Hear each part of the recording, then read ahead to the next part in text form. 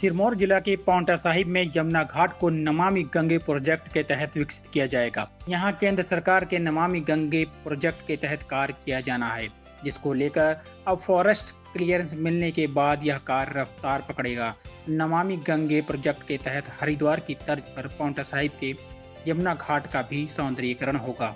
SDM Paonta Sahib गुंजीत Singh Cheema ने बताया कि यमुना घाट को हरिद्वार की तर्ज पर डेवलप किया जाएगा। यह कार्य नमामि गंगे प्रोजेक्ट के तहत होना है। उन्होंने बताया कि वन विभाग के अनुसार यहां होने वाले कार्य को लेकर फॉरेस्ट क्लियरेंस भी मिल गई है। उन्होंने बताया कि यहां यमुना नदी में स्नान करते समय अब तक कई लोग अपनी जान गंवा चुके हैं। सुरक्षा की दृष्टि से भी नमामि गंगे प्रोजेक्ट के तहत कार्य किया जाएगा। उन्होंने कहा कि बरसात के दौरान प्रशासन यहां गोताखोर तो तैनात करता है, लेकिन लोगों को भी अपनी सुरक्षा की दृष्टि से सोचना एवं समझना चाहिए और स्नान के नाम पर मस्ती करते हुए नदी के बीच नहीं जाना चाहिए, ताकि लगातार यमुना नदी में बढ़ते इन हादसों को रोका जा सके। आपको मैं सूचित करना चाहता हूं कि पिछले 2 सालों से एक कार्य लगा हुआ है। नमामि गंगा का घाट का प्रोजेक्ट जो है वो अप्रूव हो चुका है यमुना घाट के लिए, और साथ में ही इसका आई थिंक फर्स्ट स्टेज जो फॉरेस्ट क्लियरेंस है जो मुझे डीएफओ साहब के माध्यम से मिला वो भी हो चुका है।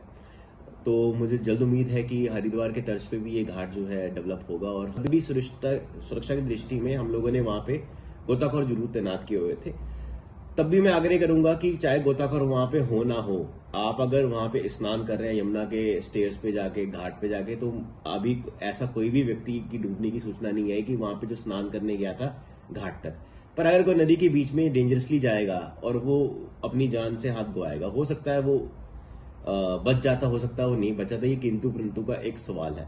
पर इसमें मैं सबसे आग्रह करूंगा कि आप जितने भी अच्छे तैराक हैं, कृपया करके नदी के बीच में मत जाएं। पर गोताखोर एक इसका स्थायी सोल्यूशन नहीं है। लोगों को अपना विवेक इसमें स्थायी सोल्यूशन है। आप खास करके अपना इसमें इस्तेमाल करें। तो पिछले 15 साल से जो गोताखोर है वो मानसून टू मानसून ही डिप्लॉय किए जा रहे हैं। यही स्टैंडर्ड प्रोटोकॉल है, क्योंकि वो कोई स्थायी कर्मचारी नहीं है, वो कहीं ना कहीं रोजगार का काम कर रहे हैं। तो उनको रिक्वेस्ट करके एक मानदेय देकर उनको बुलाया जाता है। इस साल भी 15 सितंबर तक, क्योंकि 15 सितंबर से पहले ही बारिशें रुक गई थी और जो यमुना का जल स्तर है वो खतरे से नीचे हो गया था, तो उनको हमने रिकॉल बैक कर लिया था, क्योंकि यही स्टैंडर्ड प्रोटोकॉल है। बल्कि इसमें एडिशन अगर मैं बात बताऊं तो पहले सिर्फ 5 ही गोताखोर होते थे और उसे एज ऑन सर्विस बेसिस पे बुलाया था। पर हम लोगों ने पिछले 2 साल से 10 गोताखोरों को हमने इसमें एंगेज किया हुआ था। उनको वर्दियां देनी, उनको सीटियां देनी, और हमने होमगार्ड के जवानों के लिए भी कई बार रिक्वेस्ट कर ली है पुलिस से भी, और होमगार्ड के जवान वहां होते भी हैं। बता दें कि पांवटा साहिब में यमुना नदी पर 1980 के दशक में बनाया गया बैराज डैम मौत का कुआं साबित हुआ है। पिछले 2 दशकों में 60 से अधिक पर्यटकों और श्रद्धालुओं की डूबने से मौत हो चुकी है। इनमें से 80% लोग बैराज के भंवर वाले गहरे स्थल पर डूबकर जान गंवा चुके हैं। बुद्धिजीवियों का कहना है कि इस योजना को सुचारू किया जाए या इस जानलेवा बैराज को ही हटाया जाए। पंजाब केसरी टीवी के लिए नाहन से दलीप सिंह की रिपोर्ट। हमसे जुड़े रहने के लिए हमारे YouTube चैनल को सब्सक्राइब करें और नई वीडियो की नोटिफिकेशन के लिए बेल आइकॉन को दबाएं।